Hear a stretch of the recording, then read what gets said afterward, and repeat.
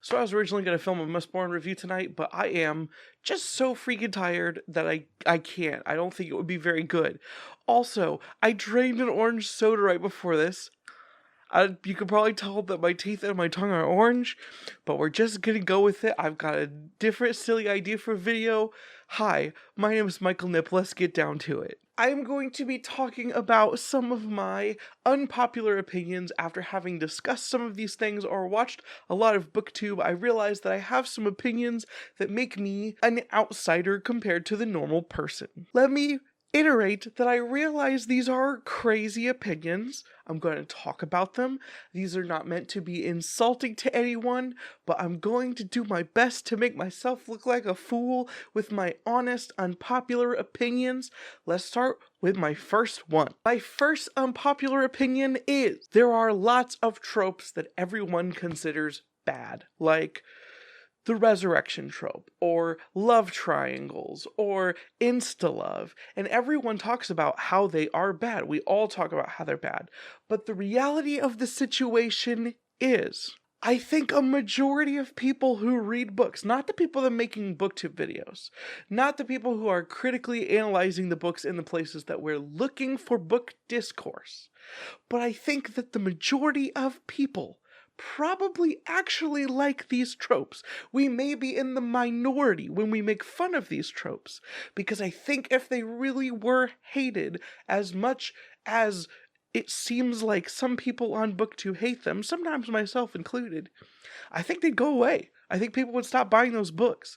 But I think the truth of the matter is, things like love triangles and insta-love are things that people actually like, and thus, we're in the minority opinion when we pick at them. I don't think a lot of people want to admit that, but that's my thoughts. My next unpopular opinion. I'm going to iterate that there's a lot more nuance here than with a lot of the other things I'm going to talk about today. Let's talk about not like other X, not like other girls, not like other boys. Murphy Napier has a really good defense with why she thinks the not like other girls trope is actually super damaging and can be damaging to young girls. And I think that she has a very valid opinion, which is, when you have the not like other girls trope, it can sometimes imply that there is something wrong with being a regular girl, and that could be very damaging to young people, and I think that is a very valid point, and I think that when you're looking at this in the broad scope of things, that is definitely valid. Let me give my counterpoint, because I think most often we see the not like other X trope in young adult fiction. I don't think most instances of this statement are meant to be a broad, all-encompassing attack on the standardizations of being like other X. I think most of the time, this is just a shorthand way for trying to imply some sort of uniqueness, and since young adult books, I think, heavily target young adults who are trying to find their identity or establish what makes them important, I think it's very important for people to think that they are unique and special. A common way that this manifests itself in real life is for you to think that you are not like your peers in some way. If we are not people that get along with large groups of people, we are always likely to find ourselves ostracized for one reason or another. Thus, if all of your friend group or the people that might be your friends, they're your peers, but you don't get along with them, you are going to distance yourself for them by not being like them. Additionally, when it comes to romance, anytime a romantic partner notices another romantic partner, they will often individually recognize something about them that makes them not like other people. It's what makes us like our partners more than other people. I inherently like my wife because she's not like other girls. There's something special about her that makes her attractive extra to me. That's why I wanted to pursue and marry her. I do think that there is a way that overusing this could be damaging, but I think most of the time it's just shorthand for this person is unique and here's why. I really do think that as much as it could be a problem, our brains do this without thinking. The farm boy chosen one tropes, they're not like other boys. Anytime there's a chosen person, they're not like other something. Everything that makes someone unique makes them not like other people. And I think that's the core of the matter and why I don't think not like other X will go away. Even though I think sometimes it'll be a little less obvious about it, I don't think that it's always inherently this awful thing. A lot of people do like to pick on it, and I think there's valid criticisms on that side, but I think most of the time they're just trying to say that they're unique. Okay, now I'm going to talk about another unpopular opinion that in the circle friend groups that I have, this seems to be taboo. I don't have a big beef with Goodreads. The thing is that Goodreads is clunky. It's slow. There are things it could do better with groups and book discussions, etc. But frankly, there is no tool that is as good as Goodreads, nor do I foresee there being a tool as good as Goodreads in the near future. Goodreads is linked with Amazon, and so I feel like its book database is actually extremely well-rounded. It also has links to buy books, and it is a centralized location that everyone, for better or worse, is forced to use if they want to be in this sort of book social media ecosystem.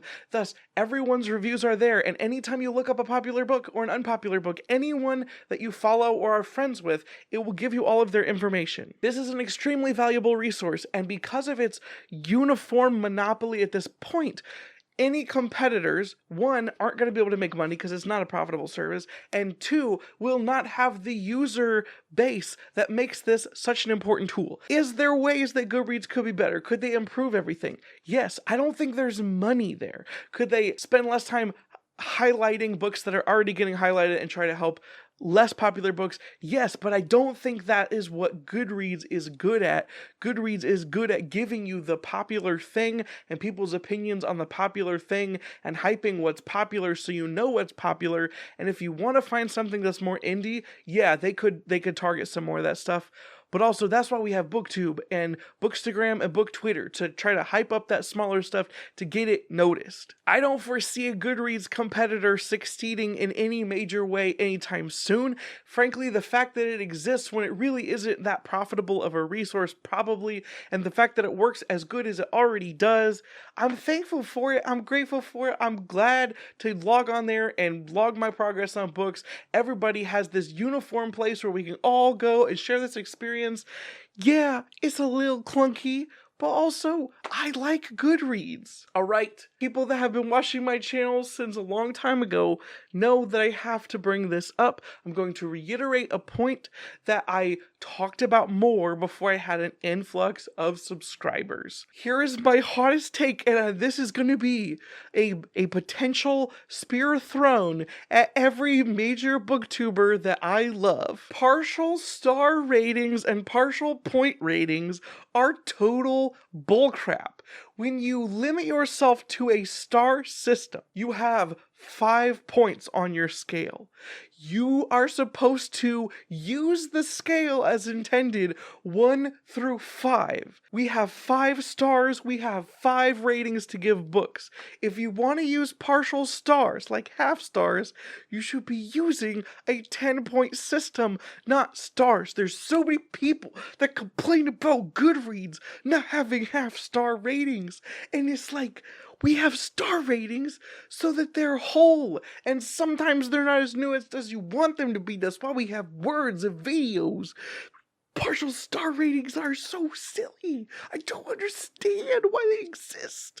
I mean, people just don't want to commit. I think people are cowards. They don't want to admit that it's either a 3-star book or a 4-star book. They have to throw the 3.5 in there. They love a book, but they're not okay saying they love a 4-star book.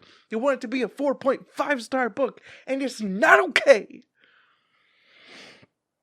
Use a 10-point rating system. You know what bothers me just as much? When you're using a 10-point scale like someone like Daniel Green and you give half points, then you might as well be using a 20-point rating system. Half-point rating systems are bullcrap. If you're going to use a rating system, limit yourself to the rating system. Otherwise, you're a coward. I love so many people that do this.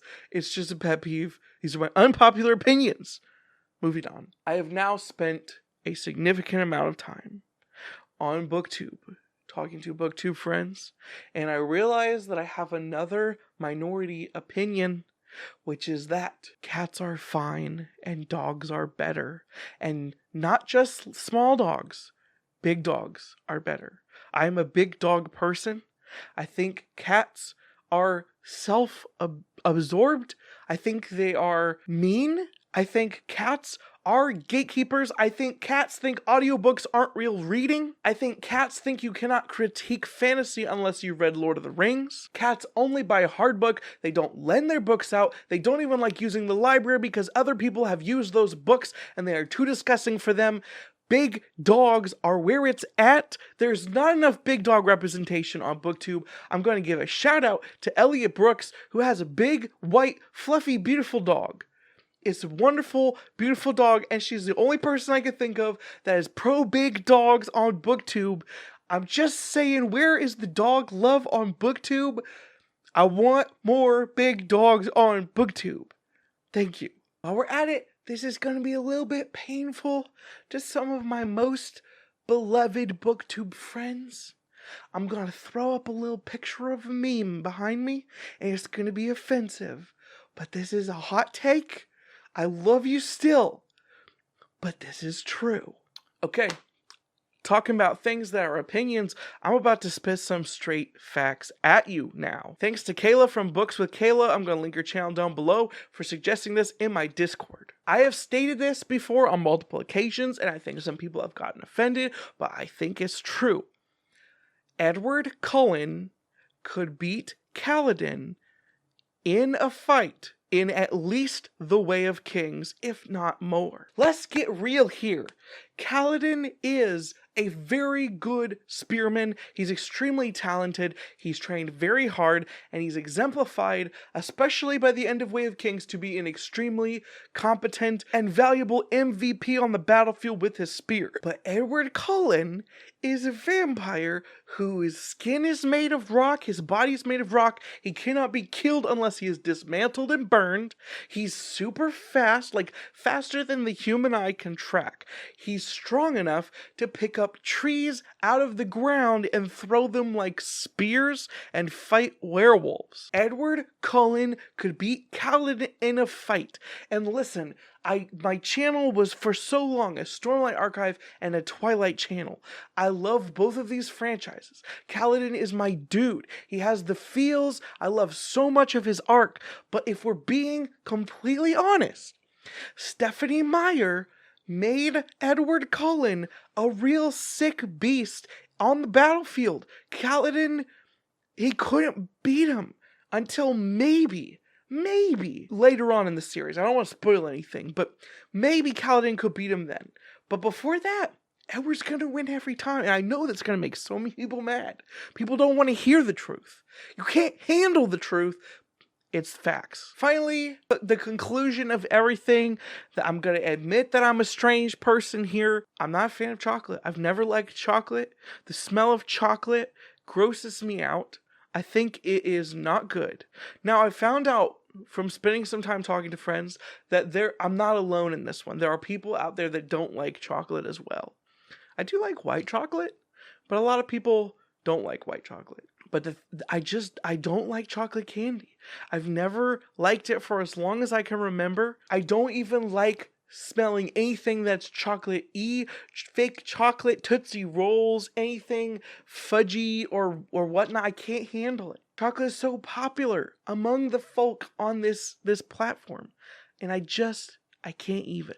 Thank you guys for sitting through this. I know it's been hard. I know that I probably have said some things that may have hurt your feelings or stirred you up in some way, and I'm really sorry, but I just had to be completely honest with you guys before we moved on further on this channel. If you'd like to hear more of my unpopular opinions on a regular basis, you can both subscribe to this channel and also join me in my Discord, which is linked below. If you like this video, can you leave it a thumbs up? Please leave a comment down below with the ways that I may have rubbed you the wrong way or whatnot. I need to see how this was received. Do you share any of these unpopular opinions? opinions or facts. Are any of the things that I have said today in this video inexcusable? If so, I am sorry. This is mostly me just goofing around. I hope that I didn't actually hurt anyone's feelings. This is for fun. Thank you guys for watching. If you'd like to support this channel, there's a Patreon which is also linked down below. As I said, I think a Mistborn review will be coming soon, so hopefully look forward to that. I love you guys all. I hope you're having a good week. I hope you were able to have a laugh. Bye. No, I never get enough. Always looking out tired. Sleep. No, I never get enough. If I don't show up, I might get fired. Sleep. No, I never get enough. Always looking out tired. Sleep. No, I never get enough. If I don't show up, I might get fired.